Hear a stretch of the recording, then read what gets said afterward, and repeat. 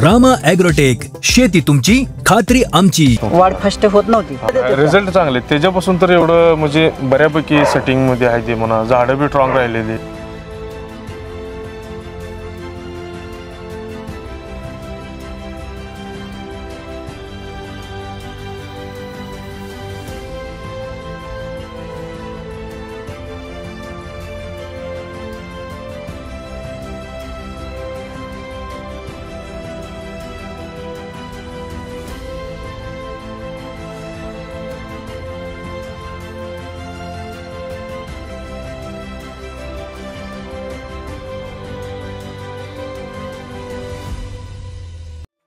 नमस्कार शेतकरी मित्रांनो, आज आपण पेरूच्या प्लॉटमध्ये आलेलो आहे. तर आपण ह्या पेरूच्या प्लॉटमध्ये म्हणजे पार्ट 2 नंबरमध्ये भेटतो आहे आपण, म्हणजे दुसरा पार्ट आहे. ह्याच्या अगोदर पण एक व्हिडिओ झालेला आहे. तर त्या व्हिडिओमध्ये आणि आता नंतरचा काय बदल आहे आपण हे जाणून घेणार आहे, आणि त्याच्यासाठी काय ट्रीटमेंट झालं आणि प्लॉटमध्ये काय बदल झालेत हे आपण शेतकऱ्यांकडून जाणून घेऊया. तर आपण ह्या पेरूच्या प्लॉटमध्ये आले. तर हा पेरूचा प्लॉट ज्या शेतकऱ्यांचा आहे त्यांनी कसा फुलवला आणि त्याच्या पाठीमागं काय मेहनत आहे त्या शेतकऱ्यांची, ते आपण त्यांच्या तोंडूनच जाणून घेऊया. नमस्कार. नमस्कार. आपलं ओळख करून द्या पहिल्यांदा. माझं नाव सागर रुपनर. गाव कोणतं? गाव माझं काळुबावाडी, तालुका सांगोला, जिल्हा सोलापूर, मुक्काम पोस्ट जुनोनी. पेरूच्या प्लॉटसाठी आपण किती दिवसापासून आपले रामा ॲग्रोटेकचे प्रोडक्ट वापरते? हे लावल्यापासून आपण प्रोडक्ट त्यांचे चालू आहेत वापरायचं. लावल्यापासून? हां, लावल्यापासून चालू आहे. पण ह्याला लावल्यापासून तुम्ही सुरुवातीपासून म्हणजे लागवडीपासून आतापर्यंत ट्रीटमेंट चालू आहे. हो. तर त्याच्यासाठी आपण तुम्ही काय काय वापरलं?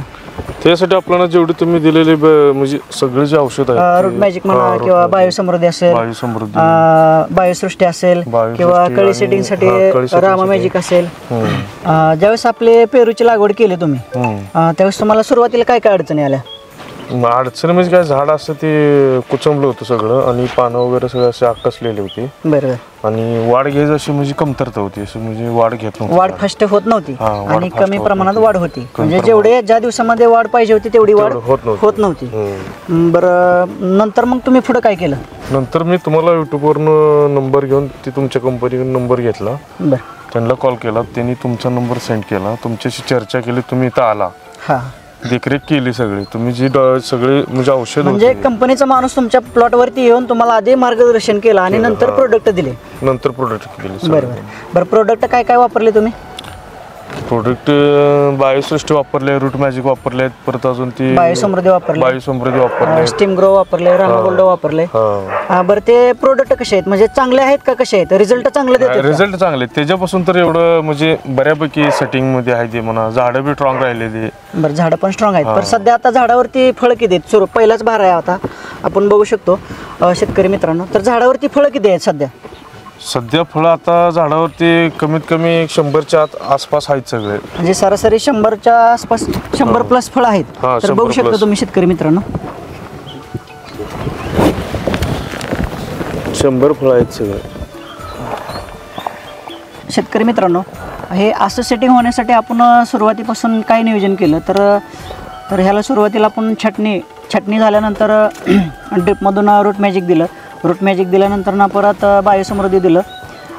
बायोसमृद्धी दिल्यानंतर वरून स्प्रेला आपण रामा मॅजिक घेतलं, स्टीम ग्रो घेतलं, रामा गोल्ड घेतलं कॅनोपी तयार होण्यासाठी, फुलकळीसाठी रामा मॅजिक घेतलं, आणि साईजसाठी आपण हे सायझर 999 वरून स्प्रेला, आणि ड्रिपमधून आपण बायोसृष्टी देतो. बरं, सध्या आता जी ही स्टेज आहे, हे स्टेज तुम्हाला कशी वाटते? हाई टेज चांगली आहेत म्हणजे पेरूला शायनिंग, फळांना शायनिंग वगैरे असं म्हणजे एक नंबर आहे. तर इथून पुढे आता साईजसाठी आपण पुढे काम करणार आहे. तर पुढील आपण तिसऱ्या पार्टमध्ये भेटूया. तर शेतकरी मित्रांनो, सध्या ह्या प्लॉटला आता फॉर्म बसवायला चालू आहे. तर बघू शकता की पुढं लेबर वगैरे आहेत, चालू आहे फॉर्म बसवायला. टोटल किती रोप आहेत आपले? 450 रुपये.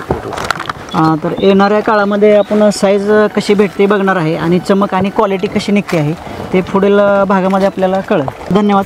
भेटू आपण पुढच्या भागामध्ये. रामकृष्ण हरी.